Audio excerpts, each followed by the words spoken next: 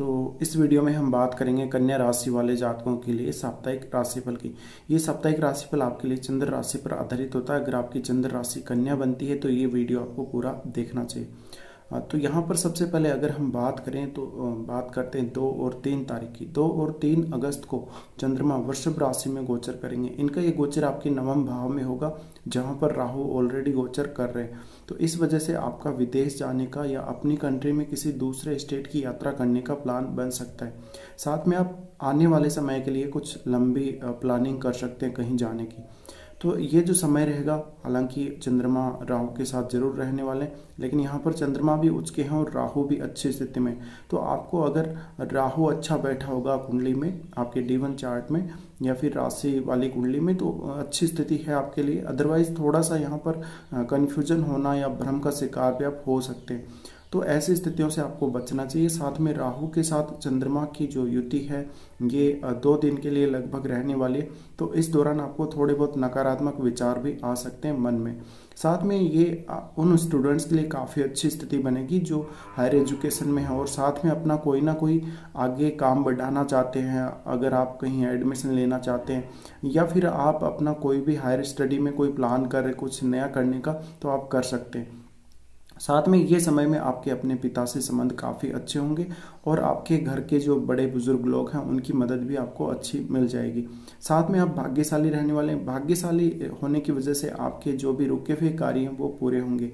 साथ में चंद्रमा यहाँ से 3rd हाउस को देखेंगे और केतु 3rd हाउस में गोचर कर रहे हैं। तो केतु के गोचर की वजह से जो एक मिसकम्युनिकेशन या फिर आपका जो व्यवहार जो बिगड़ा है अपने छोटे भाई बहनों के साथ या अपने पड़ोसियों से या फिर अपने रिश्तेदारों से, वहाँ पर थोड़ा सा इम्प्रूवमेंट आपको दिखाई देगा। साथ में अगर मीडिया से जुड़े हुए आप हैं तो आपको फ़ायदा हो सकता है। साथ में आपकी यात्राएं बहुत सारी हो सकती हैं। यात्रा करने की वजह से आप बहुत ज़्यादा इस वीक में स्टार्टिंग में ही बिजी रहने वाले हो। तो ये समय में आप अपने कोई भी ऐसे रुके हुए कार्यों को अंजाम दे सकते हैं। साथ में फ्यूचर की कोई ना कोई प्लानिंग आप इस समय कर सकते हैं। लेकिन अपने माइंड पर थोड़ा सा प्रेशर आना या फिर आप अपने जो माइंड के दृष्टिकोण से अगर देखें तो भ्रम की स्थिति आपके विचारों में आना, इस प्रकार से आपको थोड़ी सावधानी रखनी होगी। उसके बाद 4, 5 और 6 तारीख को चंद्रमा यहाँ से चेंज होंगे और आपके 10वें भाव में स्थित रहेंगे मिथुन राशि में। मिथुन राशि का जो चंद्रमा होगा आपके लिए काफ़ी अच्छी स्थिति यहाँ पर बनने वाली है और चंद्रमा यहाँ से 4th हाउस को देखेंगे। तो आपका जो मुख्य फोकस रहेगा 4 से 6 तारीख तक वो अपने जॉब पर रहेगा। आपकी नई जॉब लग सकती है। इस दौरान आप प्रमोशन चाहते हैं तो प्रमोशन मिल सकता है। साथ में जिन लोगों के अपने बॉस से अक्सर बहस होती रहती है उनके संबंध अपने बॉस से अच्छे होंगे और आपको कोई नई जिम्मेदारी मिल सकती है अपने कार्य क्षेत्र में। साथ में ये समय आपके लिए काफ़ी अच्छा साबित होगा। अगर आप एकदम फ्रेश जॉब के लिए ट्राई कर रहे हैं तो आपके लिए ये समय और भी अच्छा होने वाला है। तो ये समय में जो जातक जो नए नए हैं, बिल्कुल फ्रेश हैं और जॉब के लिए ट्राई कर रहे हैं, वो यहाँ पर एक अच्छा मौका तलाश सकते हैं।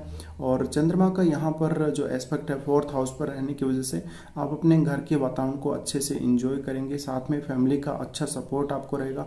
अगर कोई प्रॉपर्टी जैसा कोई लेन देन कर रहे हैं या अपने घर में कहीं पर आप कोई जो भी टूट फूट है उसकी मरम्मत करवा रहे हैं या कोई भी इम्प्रूवमेंट आप अपने घर में चाहते हैं तो इस समय आप आगे बढ़ सकते हैं। चंद्रमा का 4th हाउस को देखना मन में आपको शांति देगा और मन में प्रसन्नता देगा। साथ में ये समय में अपनी फैमिली का जितना ज़्यादा आप सहयोग करेंगे उतना ही आपके लिए ये समय ज़्यादा अच्छा साबित हो सकता है। साथ में आप अपनी फ्यूचर के लिए कोई प्लानिंग कर सकते हैं अपने करियर के दृष्टिकोण से देखें तो, या फिर अपने घर के लिए या फिर अपनी प्रॉपर्टी से संबंधित जो भी आपका लेन देन आपको करने हैं फ्यूचर में उनके लिए। तो ये समय काफ़ी बेटर है और ये 3 दिन आपके लिए काफ़ी बेहतरीन रहने वाले। इसके बाद अगर हम बात करें तो चंद्रमा यहाँ पर अपनी खुद की ही राशि में जाएंगे 7 और 8 तारीख को। 7 और 8 तारीख को चंद्रमा का ये गोचर आपके लिए विशेष लाभ का रहने वाला है। इस दौरान आपको धन में वृद्धि होती हुई देखने को मिलेगी।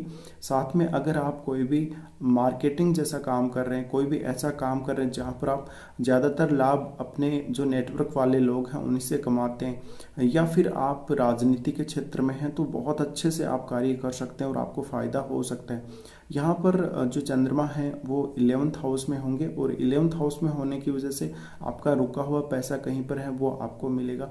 साथ में आपको कोई रुका हुआ यहाँ पर लाभ है वो प्राप्त होगा। तो ये जो समय है काफ़ी बेहतरीन है। अंतिम 2 दिन आपके लिए सर्वोत्तम रहने वाले हैं पैसे के दृष्टिकोण से। हालांकि इस समय आप वही काम करेंगे जहां पर आपको अपना फायदा दिखता हो, जहां पर आपको अपना फाइनेंशियल गेन दिखता हो। चंद्रमा के 11th हाउस में ट्रांजिट की वजह से आपको काफ़ी फायदा होने वाले यहाँ पर, क्योंकि चंद्रमा पंचम भाव को देखेंगे। पंचम भाव को देखने से आप अपनी संतान के संबंध में कोई भी नया डिसीजन लेना चाहें तो ले सकते हैं। संतान का सहयोग आपको मिलेगा, साथ में संतान आपका पूरा सहयोग करेगी और साथ देगी। इस दौरान आपको प्रेम संबंधों में सफलता मिलेगी, साथ में संतान की एजुकेशन के संबंध में आप कोई भी डिसीजन ले सकते हैं। आप अपना कोई भी इम्प्रूवमेंट कर सकते हैं। आपकी कोई भी स्किल है, आप में कोई क्रिएटिविटी है, उसका इम्प्रूवमेंट आप देख सकते हैं करते हुए। तो ये जो समय है आपके लिए अंतिम 2 दिनों का, ये काफ़ी बेहतरीन है और इस समय का आपको ज़्यादा से ज़्यादा लाभ उठाना चाहिए। साथ में अपना कोई भी कार्य हो, आपका रुका हुआ काम हो, पैसे का लेन देन हो कहीं पर, वो आपको पूरा कर लेना चाहिए। चंद्रमा के पंचम भाव को देखने की वजह से आपका जो जीवन साथी होगा या जो आपका प्रेमी होगा वो आपका पूरा साथ देगा और इसकी वजह से आपका किसी से भी कोई अच्छा व्यवहार है, किसी से भी कोई अच्छा प्रेम संबंध है तो वो और आगे बढ़ेगा।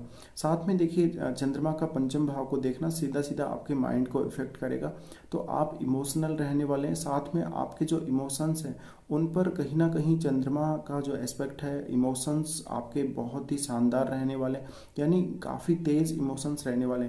तो कहीं ना कहीं जो आप डिसीजन लेंगे इस वीक में, अंतिम 2 दिनों में, वो आपके डिसीजन आपके मन से बहुत ज़्यादा प्रभावित रहने वाले। तो चंद्रमा का ये जो गोचर रहने वाला है, ये एक तरह से काफ़ी फायदा करने वाला है।